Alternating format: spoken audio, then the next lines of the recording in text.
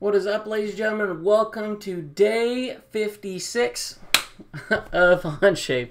I wish I had my binder. Anyways, we're going to be making a worm gear assembly today. We're going to do it kind of in a little bit of just step by step. I'm not going to really talk about the gear ratios, but just how to get these parts in here and to get them constrained how you want. I'm also going to try a little bit of a grouping function. I'm not quite 100% like well versed into it. I got it to work a few times. Sometimes it works, sometimes it doesn't. We'll see if we got it today. So I'm going to go ahead and hit plus. We're going to create an assembly, and we're going to pull in those parts that we need. So what I do know is that I'm going to need a 4x4 plate. I know I'm going to need a couple of these plates right here, these 2x2s, but we're only going to bring in one because we're going to try to do that grouping and then reuse. I know I'm going to need, 2 pin connectors for that one corner piece. We're going to use a 36 toothed gear, 1 worm gear. We're going to need a 2-inch shaft, a 4-inch shaft, a bushing, and I believe that's going to be it. I don't know. We'll see. If I need it, I'll pull it in again. Okay.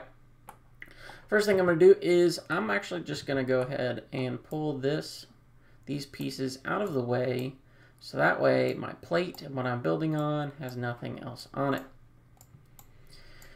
Alrighty. First thing we'll do with any assembly ever is you always want to have a part you want to fix.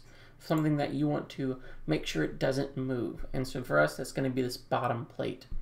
So we're going to hit right click and fix. And then we're going to start in with our bushing right here. So if you click on a piece once, you can orient it and rotate it around. This might help you when you're kind of aligning your pieces, but you don't really necessarily need to do that. It's only helpful if you throw in a mate and something's flipped upside down of what you expect, or cattywampus. But we do know that this is going to be a revolute mate. So what we're going to do is we're going to say that the inside of this bushing right here is going to rotate. We're going to flip over to the bottom side. And I believe we're going to go to this ring right here. Nope, we're going one more over. So if I notice, and sometimes I do a mate wrong, you can mate and edit a mate. So I'm going to actually delete this mate, and we're going to choose this one over here. Okay. There we go. We're already looking great. We still have the mate window open, so I'm just going to actually just change this over to a fastened, and we're going to put this axle down in the bottom, like so. We're going to flip that over to make sure it's lined up properly and hit the green check mark. And we're already looking great. Next thing I'm going to do is I'm going to go ahead and fasten this face of the gear. So I'm going to hold shift. That allows me to select that face, the center of that face. And then I'm going to do the edge of this axle right here. Now we are going to have an offset in the negative Z direction, so you can kind of see, let me see if I can scroll in just a little bit better so we can see that. You can see Z is pointing up from the axle, and we want to go down. So for our Z, I'm going to do like -1. And that'll get me approximately in the middle right here. Hit the green check mark, and we're already looking good. If we want to make sure that everything works as expected, we can go ahead and right-click and animate. And it looks great. We are already doing so good on this progress. That makes me concerned that the grouping's going to bite me, but we'll see. All right, we're going to do a fasten mate, and we're going to go to, this is what I'm talking about, where if you want to rotate your pieces, so that way you're thinking about them correctly. So I know this piece is going to go in right here, about like so. So by rotating it, I know I'm picking on the correct leg for the correct hole. Try that again. There we go. All right. Let's make sure this is good. What I've noticed is that some students will select this face as your mate, and what you get is you get something that looks a little funky. So let's go back in here. Let's delete this mate, and instead of one, let's do this. And actually, you know what? Let's do, if I can do it right here. There we go. And we get it that it looks like it's close, but it's not quite. And so what you have to do is make sure is that when you're selecting your mates for these pins and not having to do like an offset, that you click on the inside of the pin right here. And either one work, the outside or inside edge, but that is the part that's actually touching the plate, not, you know, this face right here. Okay, and let's keep on going. So we're going to fasten, we're going to rotate through, we're going to select this edge, we're going to rotate around, we're going to select this edge. Everything looks good. And we're just going to keep on going. Selecting the edge of that, of our pin, to our corner bracket. Oh, click the wrong one. Don't like it. So I'm going to delete that one. Go to this face right here. Hold shift. And there we go. Okay. We are already cooking with grease. We are almost done with this corner bracket. Okay. Last one, but surely not least. I'm going to put this inside edge with this corner piece right here. And we notice that things are not quite flipped around in the way I like it. And this is what I'm talking about, where if you orient your piece before you made it, it tends to be a little bit more helpful. So what I'm going to do actually here is I'm going to bring this piece down. I'm going to take it, I'm going to rotate it forward, and then let's try to put our mates in. So I'm going to fasten, you know, the inside of this edge to the outside of this face. And let's see if we get a better one. Hey, there we go. Okay. So sometimes orienting your piece can make it a little bit more easy when it comes to trying to get those mates to work correctly. You can try flipping your axis or rotating, and you know, it seems like just a cascade of options of rotating those axes. I just found it to be quicker is hop out, orient it, throw it back in. Okay. Now one thing I'm going to try to do, and I've gotten this to work a couple times, is that we're going to go in here and we're going to replicate an instance. And so the instance we're going to use is this piece, or these pieces right here specifically, are all going to be used again just over on this left side. And so if we actually match into edges on plane, I believe, and I'm going to click on over here. Let's see if I get to work. Nope. Yeah, see, that's not like it. There it is, individual edges. So what it's doing in here, and I have to tweak that face, is it's going to repeat all instances. So it's going to bring in those pieces, and it's going to throw in the mates as well. And so all your fasten mates are done. All of any other constraints are also going to be there. All of your offsets are going to be copied over.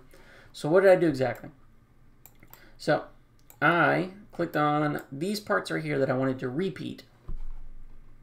Match individual edge, and that allows me to pick a specific spot to go take it to. Or specific edge might be better. But we're going to do an edit here. So I'm going to click, you know, the plus sign here. And you notice my number of fastens just doubled. And that's because all of those constraints were automatically thrown in there. So all I'm going to do is go in here and I'm going to find the one I can edit right here. And this piece right here, I can edit instead of being connected here we should be able to be connected here. All right, see if you follow me on that. Is that all I went through is we repeated all of those mates, and now they're connected. Oh, but I put it in backwards. So I don't want to move it. I want to rotate it. That's right. So let's go and find that mate again. Instead of changing the mates, I just need to rotate it. We're rotated about what axis though. So we see the z-axis is pointing up. So we're going to rotate about that z-axis 180 degrees. Now I'm in the preview mode here, so all these other pieces aren't going to play yours, but is this piece doing what I want it to do? Then I hit the green check mark, and all those pieces are already in there. So I know that's a little bit of fumbling through kind of what I was looking for, but we got it to work. We didn't have to redo any of those mates again. Seems like a complicated step that my students are only going to do like maybe 2 or 3 times, so I might introduce it, I might not. It just seems like a lot of work to save not a lot of time in the classroom. I imagine engineers who do stuff will have a lot more applications for this than I will. Okay, we're almost done. Let's go ahead and fasten this. Actually, it's not going to be fasten. We're going to do revolute. We're going to revolute our axle through the center here. At least I believe it's through the center. Let's go back and reference. No, I knew it's center. So we got that revolute. Let's go back. Hey, I put it in the wrong spot. Well, that second mate was where it's at. Let's delete it and put it right there. Okay. Hit play. Does it work? Hey, that's looking great so far. Hit the green check mark, and we're already looking great. If you want to, you can go in here and you can do an offset just a little bit to kind of get it more center. And I believe we're going to have like a, let's do a 3/4 inch offset. I think that'll put us pretty even. Looks good to me. Okay, and next thing we're going to do is we're going to do a fasten mate. You know, the edge of this. But I don't like choosing that face because it's pretty cattywampus. It's pretty off a little bit. So I'm actually going to scroll in a little bit more and get this true center. And we're going to rotate or be fastened with that axle. We're going to go ahead and just offset it a little bit. And we notice we run into a problem. Our problem is that our gears are too close. They're not matched up well. So we're going to go ahead and just slide this down. So -2. A little too far. Let's do -1.5. That looks better. Hit the green check mark. And we're looking good. Okay. What are we doing here? Well, just 2 little tweaks and we're done. First thing I notice is that this is going to have to be moved. So this piece right here, which I believe is going to be our first revolute mate. So let's double click in here. Let's delete where that's at. For me, I always choose where it's going second. And let's throw it in right here. Okay. We are almost done, folks. Only thing we need to do is throw in our gear ratio, tweak it if we need to, and we're good. So let's do a gear relation. So I clicked on the little gear icon at the top. Well, between revolute 1 and revolute 2. The gear relationship here is not something I'm going to quite unpack in this video because this video is already long enough, but it's going to be a 1 to 32 ratio. And as I, oh, did I do that right? Let's see. Revolute. No, I think it's 1 to 36 actually. But something's not working quite right. Yeah, I got that backwards. 36, not 1 over 36, but 36. There we go. so that when this gear is going to rotate 1 full time, our worm gear off on the side is going to rotate 36 times. It is a little bit of an odd calculation, but like I said, this video is already too long. I try to keep these videos under 10 minutes. I'm already at the 15-minute mark. But I believe if we just go in here and we click animate, hit play, we have made our worm gear. You can go in here like you can do in other gear videos and tweak your constraints to make sure your teeth aren't overlapping. And ours are just a little bit. So what I'm going to do is find my Revolute mate. And we're going to edit one of these connectors. Now we're not going to move it as far as like an X or Y axis. We're actually just going to rotate it just a few degrees. So let's just do 3 degrees.